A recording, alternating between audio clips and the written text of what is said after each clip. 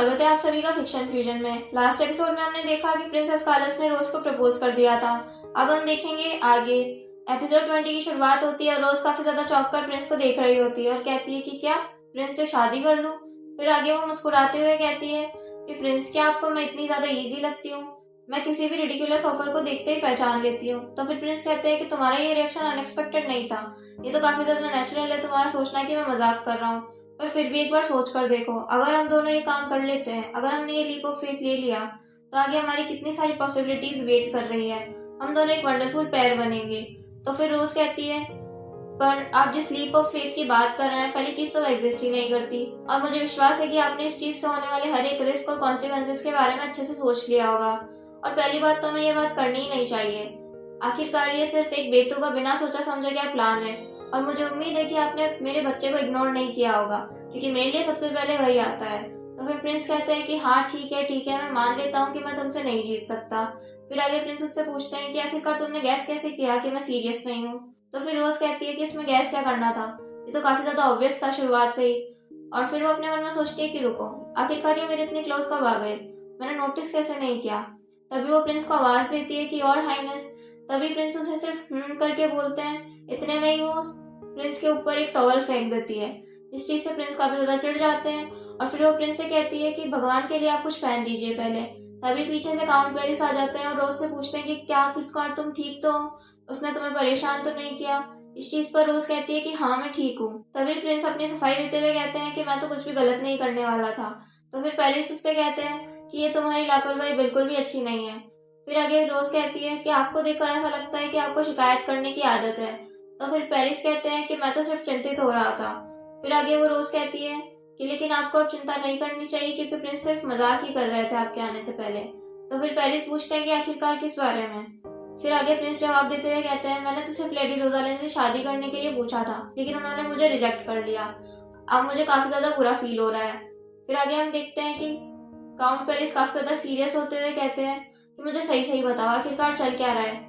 तुम इस तरीके से आमतौर पर तो बिहेव नहीं करते हो। तो फिर रोज अपने मन में सोचती है कि क्या इनकी हरकतों के पीछे कुछ और रीजन था जो मैं नहीं समझ पाई। फिर आगे वो कहती है कि क्या आपको कुछ परेशान कर रहा है, क्या आपको कुछ थ्रेटन कर रहा है। तो फिर प्रिंस कहते हैं कि ऐसा कुछ भी नहीं है, मैं तुम्हें अश्योर कर रहा हूँ।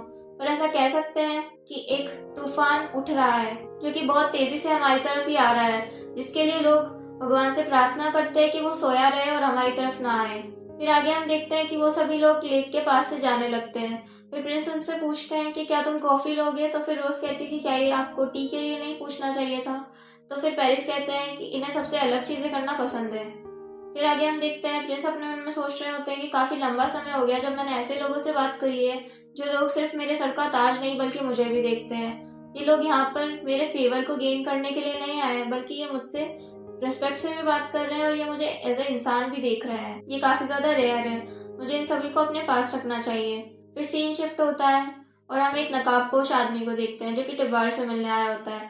टिबार्ड उससे कहता है कि आखिरकार चल क्या रहा है, हम दोनों इतने फ्रिक्वेंटली क्यों मिल रहे हैं। फिर हम देखते हैं कि वो आदमी अपने पास से खंजर निकाल लेता है और कहता है कि मेरे मास्टर ने तुम्हें ग्रीट करने के लिए कहा है। तो फिर टिबार्ड कहता है कि एक चाकू के साथ ग्रीटिंग, ये तो काफी ज्यादा डेथली इंटरेस्टिंग है। तभी टिब्बार्ड चल के उसके पास आने लगता है और उसे चाकू छीनने की कोशिश करने लगता है। और इसी छीना झपटी में फिर उसके हाथ वो लग भी जाता है। और फिर वो उस नकाबपोश आदमी के गले पे चाकू लगा लेता है और उससे कहता है कि तुम कोई मैसेज भी लाए होगे, बताओ मुझे, मैं मरे जा रहा हूँ जानने के लिए। तभी पीछे से आवाज आती है कि अब इसकी कोई भी जरूरत नहीं है। फिर हमें और भी काफी सारे नकाबपोश आदमी दिखाए जाते हैं, जिनमें से एक कहता है कि हमें पता है कि तुमने ऑलरेडी गैस कर लिया होगा। तभी टिब्बार्ड के पास वाला आदमी उसके ऊपर हमला कर देता है और टिब्बार्ड वहीं पे गिर जाता है और उसके काफी ज्यादा खून निकलने लग जाता है। और तभी वो आदमी टिब्बार्ड से कहता है कि आज रात से ही तुम्हारा डाउनफॉल शुरू होता है।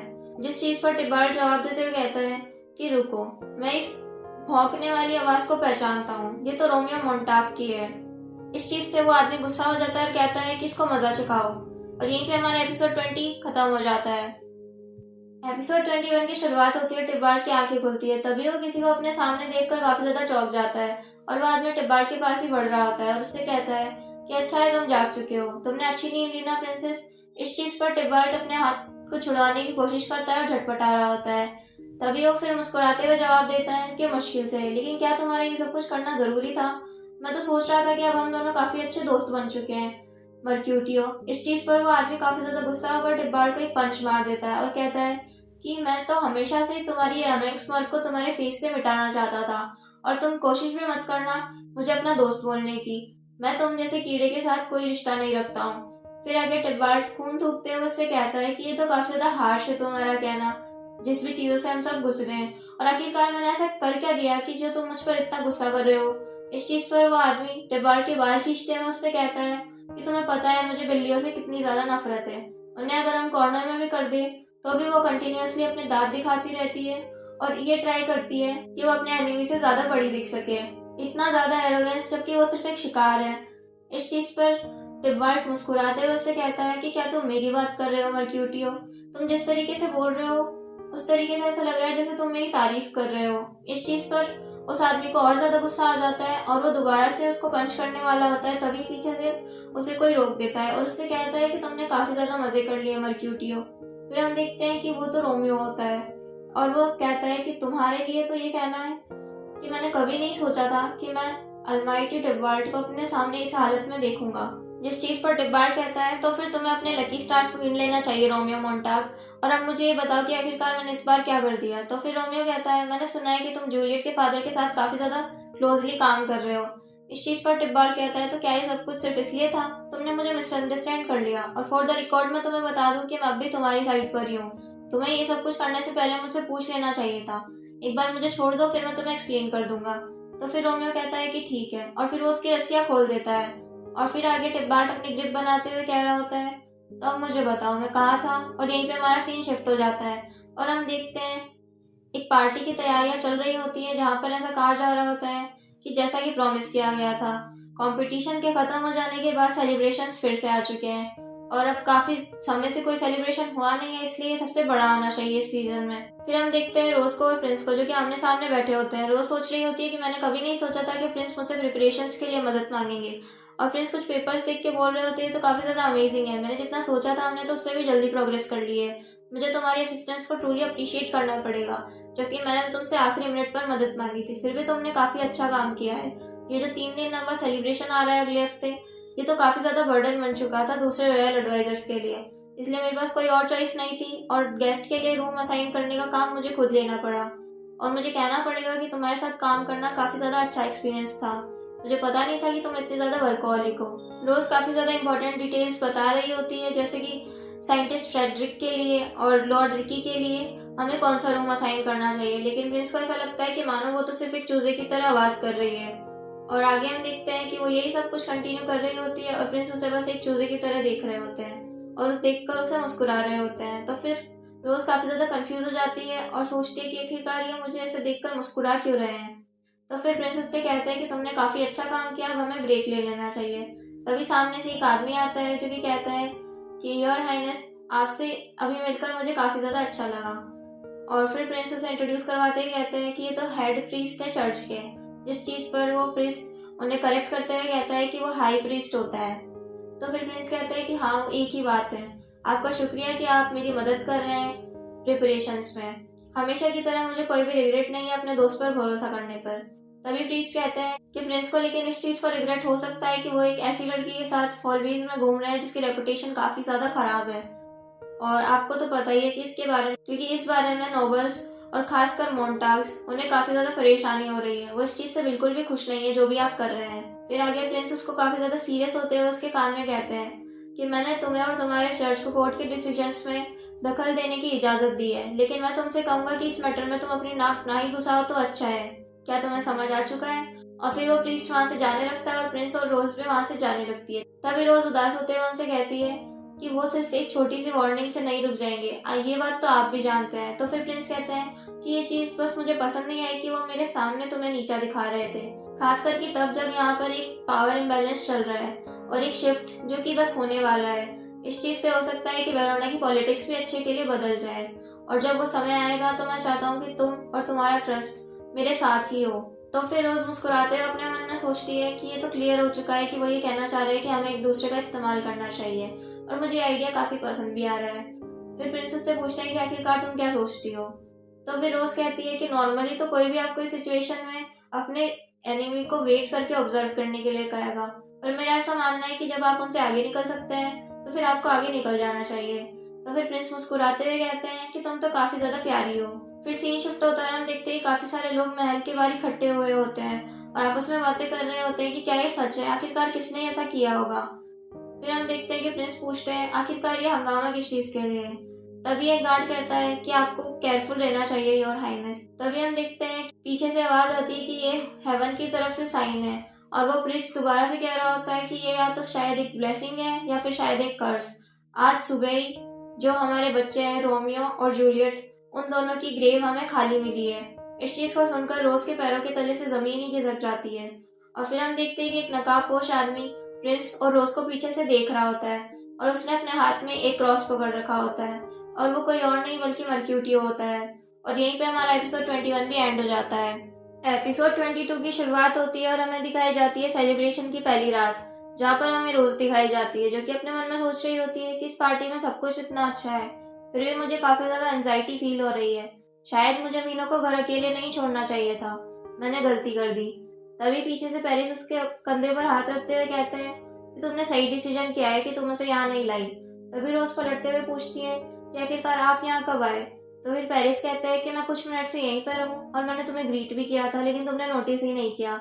आगे वो कहते हैं कि मैं जानता हूँ कि तुम्हारे बच्चे से अलग रहना तुम्हारे लिए काफी ज्यादा डिफिकल्ट है, पर तुमने फिर भी एक वाइज डिसीजन लिया है, क्योंकि मानना पड़ेगा कि ये पार्टी काफी ज्यादा अच्छी है पर फिर भी नोबल्स के बीच में एक टेंशन क्रिएट हो रही है जिससे पूरी पार्टी में अनईजीनेस फैल चुकी है और ना ही ये कोई सही समय है और ना ही ये कोई सही जगह है एक बच्चे को लाने के लिए। तो फिर रोज कहती है कि शायद आप ठीक कह रहे हैं, मुझे अभी याद आया कि जब हम आखिरी बार प्रिंस से मिले थे तो उन्होंने मुझसे क्या कहा था, तो मुझे शांत हो जाना चाहिए। तभी पेरिस उससे कहते हैं कि तुम जो अभी कर रही हो क्या तुम सच में उसी को कंटिन्यू करना चाहती हो। तुम जिस रास्ते पर चल रही हो उसमें काफी ज्यादा चिंता, रिस्क और अनसर्टेनिटी भरी है। तुम्हें समय समय पर अपने बच्चे से अलग होना पड़ेगा। तो क्या तुम ये करना चाहती हो? अभी भी लेट नहीं हुआ है, तुम पीछे हट सकती हो और ब्रेक ले सकती हो। तो फिर रोज कहती है कि ब्रेक लेने जैसी कोई बात नहीं है, मीनो को छोड़कर मेरे पास कुछ भी खोने के लिए नहीं है, सब कुछ पाने के लिए ही है। और आगे वो कहती है और हमारे लिए मुझे ये करना जरूरी है, मैं जितनी मदद ले सकती हूँ मुझे वो ले लेनी चाहिए, आखिरकार मैं ये सब कुछ अकेले नहीं कर सकती। फिर पेरिस उससे कहते हैं कि मुझे माफ करना, मैं तुम पर डाउट नहीं कर रहा था पर मैं मदद नहीं कर सकता बस मुझे, और इतना कहकर वो चुप हो जाते। तो फिर रोज कहती है कि आपको चिंता होती है, मैं जानती हूँ, पर आपको इतनी चिंता नहीं करनी चाहिए क्योंकि मैं ठीक हूँ। फिर पेरिस कहते हैं कि ठीक है। आगे वो अपना हाथ बढ़ाते हुए कहते हैं कि मैं तुम्हें सिर्फ शब्दों से कंफर्ट कर सकता हूँ। फिर उसका हाथ पकड़ते हुए उसे कहते हैं पर तुम्हें जब भी मेरी जरूरत होगी तो मैं तुम्हारे लिए हमेशा अवेलेबल रहूंगा। उसके लिए रोज कहती है कि आपका शुक्रिया। फिर पेरिस शर्माते हुए कहते हैं और एक आखिरी चीज, आज तुम काफी ज्यादा सुंदर लग रही हो, एक सिट्रिन जैम की तरह। तो फिर रोज शर्माने लगती है और हंसते हुए जवाब देती है कि आप भी काफी ज्यादा अच्छे लग रहे हैं। तभी प्रिंस आते हुए मुंह बना लेते हैं कि तुम्हारी हिम्मत कैसे हुई मेरे बिना मजे करने की, और फिर उन दोनों को गले लगा लेते हैं। तभी सभी लोग गॉसिप करने लगते हैं कि देखो ये रोजालिन कितनी आउटरेजियस चीजें कर रही है, ये डेफिनेटली अपने लिए पावरफुल अलाइज बना रही है। उसने तो प्रिंस ऑफ वरुणा को भी नहीं छोड़ा, वो काफी ज्यादा एम्बिशियस है और इसे छुपाने की कोशिश तक नहीं कर रही है, शायद वो हमें दिखाना चाहती है। आगे वो कहते हैं कि इतनी ज्यादा बोल्डनेस ही तो एक्सपेक्ट कर सकते हैं आखिरकार हम कैपुलेट से। तभी भीड़ में हम एक लड़की को देखते हैं जो कि जानी पहचानी सी लग रही थी। फिर प्रीस्ट अपने गले को साफ करते हुए कहता है कि भगवान का दूत होते हुए मैं तुमसे ये कहना चाहता हूँ कि सभी लोग मेरी बात को ध्यान से सुनो, और जो हमें रिसेंटली ब्लेसिंग्स मिली है हमें उस सबको अप्रिशिएट करना चाहिए। और फिर वो प्रिंस की और काउंट पेरिस की तारीफ करने लगता है और उन्हें अप्रिशिएट करने लगता है। और उसके आगे वो कहता है कि आप सभी लोगों ने भी काफी ज्यादा अच्छा काम किया। फिर सभी लोग ताली बजाने लगते हैं। आगे फिर प्रीस्ट कहता है कि आज की रात काफी ज्यादा अच्छी है क्योंकि आज हम एक स्पेशल पर्सन है जो कि ज्वाइन करने वाला है, या फिर मैं यूं कहूँ कि रीज्वाइन करने वाला है। तभी हम देखते हैं एक लड़की को जो कि पार्टी के सेंटर पर चलकर जा रही होती है। उस लड़की के लिए कहा जाता है कि वो पार्टी के सेंटर में ऐसे जा रही थी मानो वो जगह उसी के लिए है। और फिर हमें एक आंख दिखाई जाती है जिसमें हम देखते हैं कि वो लड़की जूलियट ही है, और सभी लोग उसे देखकर काफी ज्यादा चौंक रहे होते हैं। आगे हमें जूलियट दिखाई जाती है और कहा जाता है कि वो वापस आ चुकी है एक प्रेत की तरह, वो सब कुछ वापस लेने के लिए जो उसी का था। फिर जूलियट सभी को ग्रीट करती है और कहती है कि आखिरकार क्या हुआ है, आप सभी लोगों को देखकर ऐसा लग रहा है जैसे आपने किसी को भूत को देख लिया। फिर बर्नार्डो उसे देखकर कंफ्यूज हो जाता है और उसकी आंखों में आंसू आ जाते हैं, और फिर वो आवाज देते हुए कहता है कि जूलियट क्या ये तुम ही हो। सच में, और वो काफी ज्यादा शिवर कर रहा होता है और कह रहा होता है कि मुझे तो लगा था कि हमने तुम्हें खो दिया है। फिर प्रीस्ट कहता है कि सब कुछ देखकर ऐसा लग रहा है ना कि एकदम अनरियल है, ये तो भगवान की कृपा है कि हमें जूलियट जिंदा मिली है। और फिर बर्नार्डो जाकर जूलियट के गले लग जाता है और उसे कह रहा होता है कि मुझे तो लगा था कि मैं तुम्हें खो चुका हूँ। और जूलियट उनसे कहती है कोई बात नहीं, धीरे धीरे सब कुछ ठीक हो जाएगा।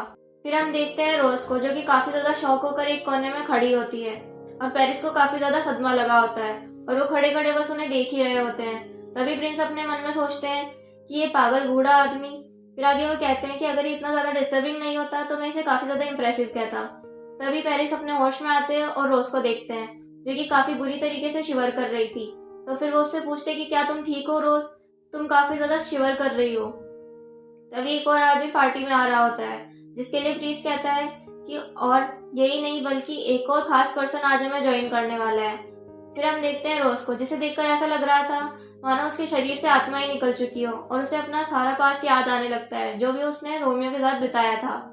फिर सीन प्रेजेंट में शिफ्ट होता है और प्रीस्ट वेलकम करता है रोमियो मोंटाग का और फिर हमें रोमियो दिखाया जाता है और यहीं पे हमारा सीजन 1 एंड हो जाता है। अब आप लोग मुझे कमेंट करके बताइए कि क्या मुझे इसका सीजन 2 लाना चाहिए या फिर मैं दूसरी सीरीज स्टार्ट कर दूं।